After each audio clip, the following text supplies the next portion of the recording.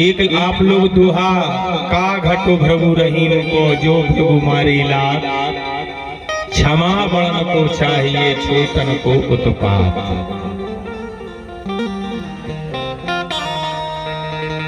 भृगु भगवान ने, महर्षि भृगु ने भगवान नारायण के ऊपर पद का प्रहार क्यों किया? क्या कारण था? उस समय संपूर्ण सृष्टि की संरचना चल रही थी। समस्त देवता विचार कर रहे थे, सोच रहे थे। ऋषि मुनि महात्मा योगी यति सन्यासी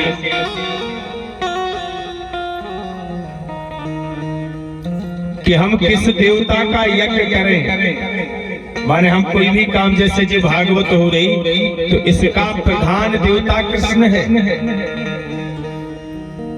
शिव पुराण है तो शिव पुराण के शिव जी हैं, या शिव रुद्र यज्ञ हो या विष्णु यज्ञ हो, पहले किसी व्यक्ति विशेष देवता के नाम से यज्ञ नहीं होता था। शास्त्र कहते हैं बिना इष्ट के, जिसका इष्ट नहीं है उसकी बुद्धि भ्रष्ट है। इष्ट जरूरी। सब देवता बैठे हैं, सब ऋषि मुनि विराजमान हैं कि यज्ञ किसका किया जाए, प्रधान देवता किसको बनाया जाए।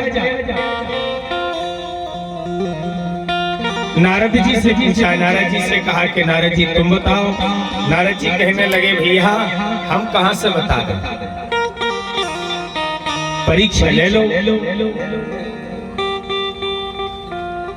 और जब आप परीक्षा में पास हो जाए, जो देवता तुम्हारी परीक्षा में उत्तीर्ण हो जाए उसी को प्रधान बना कर यह करिए। तब भृगुसन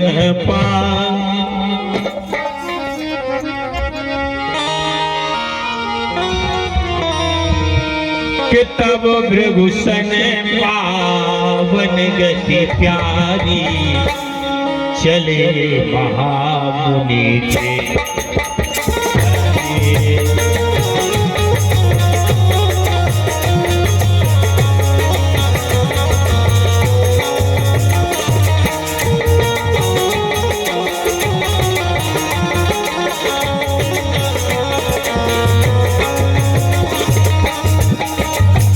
रघुवत पावन, रघुवत पावन परम प्रतापा, आए जहाँ स्यो बस कैलासा।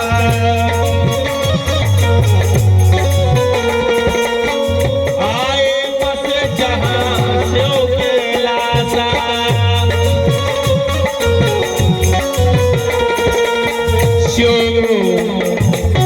स्यो गिरजा संग चौपर खेले, स्यो गिरजा संग आसन खेले, रघुवत वारे आए। हेलो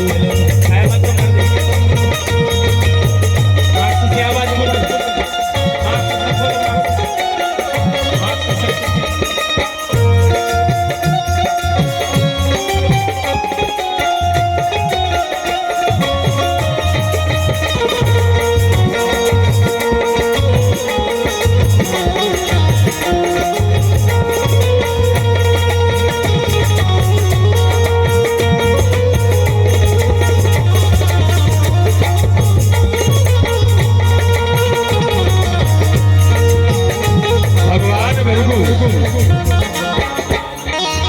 भृगु ऋषि कैलाश पर्वत पर, और जैसे ही कैलाश पर्वत पर आए, भगवान शंकर उस समय पार्वती जी के साथ विद्यमान है। और जैसे आए हैं भगवान शंकर के दरवाजे पर दरबारी रखे खड़े हैं, जिनका नाम नंदी है। नंदी महाराज भृगु जी ने कहा मुझे जाने दो, शिव के दर्शन करने दो। नंदी कहने लगे भगवान शंकर ने मना किया है कि कोई हमसे मिल नहीं सकता है। भृगु ने कहा तो हम तुमको श्राप दे देंगे। नंदी महाराज दूर हो गए।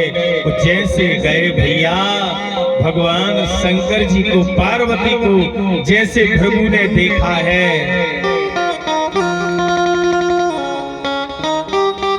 वैसे ही भगवान शंकर त्रिशूल लेकर के हम पति पत्नी एकांत में विद्यमान है। भृगु ये तुम्हारा कौन सा धर्म है, क्यों तुम बिन पूछे आ गए? भृगु ने कहा भगवान का दर भक्तों के लिए 24 घंटा खुला होता है। पार्वती जी ने शंकर जी के त्रिशूल को पकड़ लिया।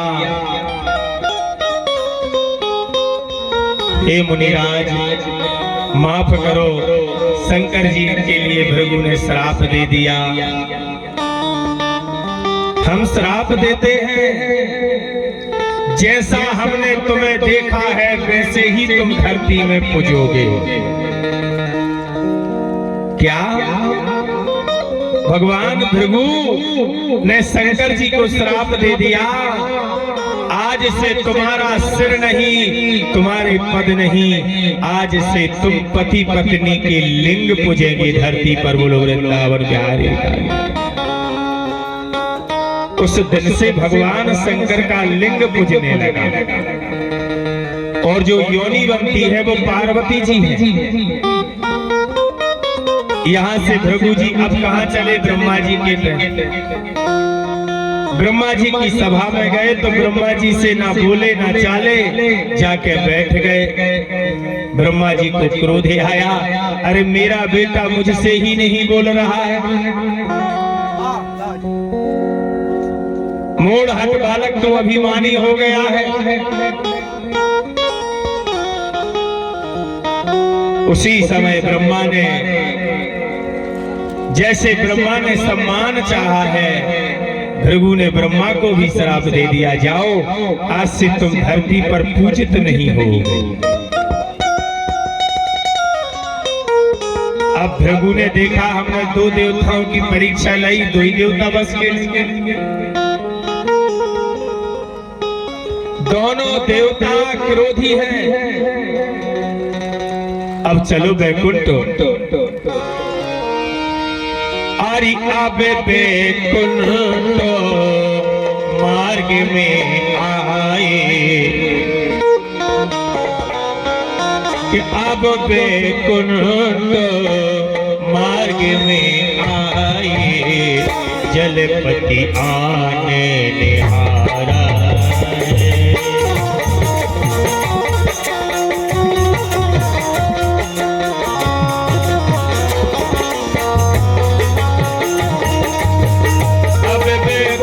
धाम आए जहाँ हरि को तो निहारा है।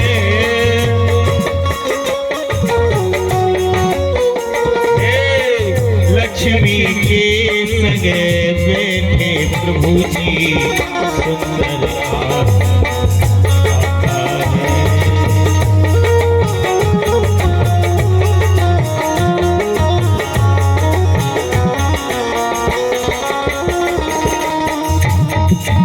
लक्ष्मी जी के साथ भगवान विद्यमान हैं। भगवान सुखदेव जी कहते जैसे लक्ष्मी के साथ प्रभु को देखा, देखने के बाद भृगु जी ने यहाँ कुछ नहीं किया और आए डायरेक्ट। भगवान नारायण सो रहे थे शेषशैया पर, डायरेक्ट भृगु ने भगवान विष्णु के छाती पर चरण प्रहार कर दिया। जैसे छाती पर प्रहार किया है, भगवान की शेषशैया हिलने लगी, समुद्र दलकने लगा। भगवान नारायण उठ के खड़े हो गए। हे मुनिराज, हे मुनि श्रेष्ठ भृगु,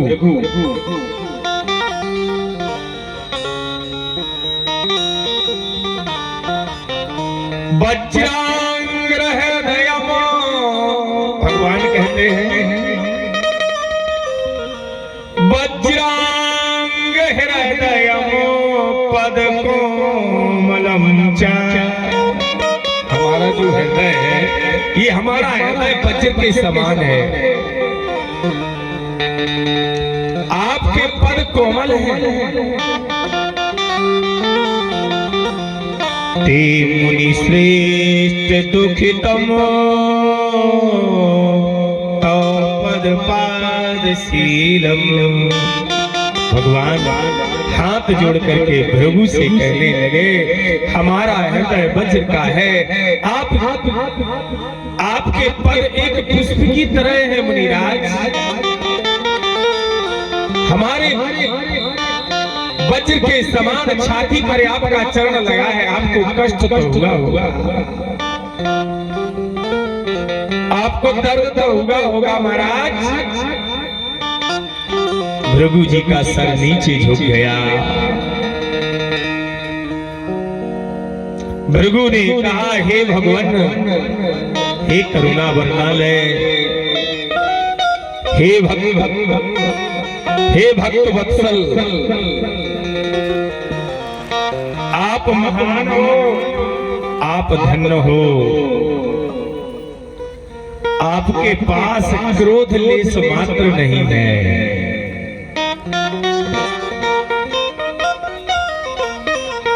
क्रोध आपके वैकुंठ में प्रवेश नहीं करता है। तब भृगु जी समस्त ऋषियों ने कहा, सबसे शांत प्रवृत्ति कोई देवता है तो वो है भगवान नारायण।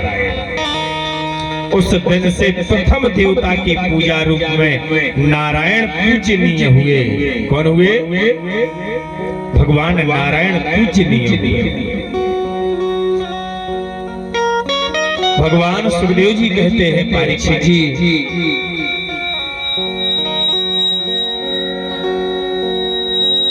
इसीलिए कहते कि काघट भृगु रहीम को जो भृगु मारी लात, और क्षमा बड़न को चाहिए,